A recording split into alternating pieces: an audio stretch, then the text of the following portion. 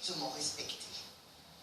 Et puis une partie de l'espionnage, Laetitia, se faisait derrière les murs de l'ambassade qui se situe, il faut le préciser, quand même à 2 pas du palais présidentiel.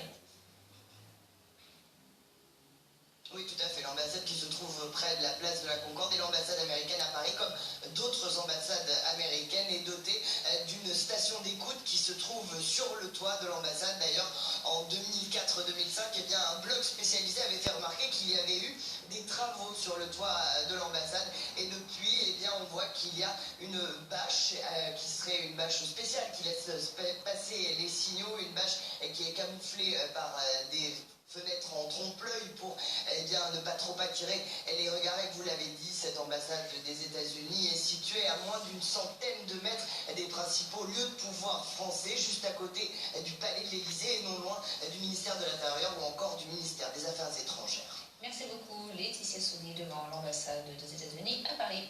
Alors, une question, pourquoi toutes ces écoutes? Ulysse Bosset, vous nous avez rejoint. À quoi ça sert de s'espionner entre amis? Eh bien, d'abord, c'est la fonction même des services de renseignement, c'est de donner des informations à ceux qui nous gouvernent pour leur permettre de prendre les bonnes décisions.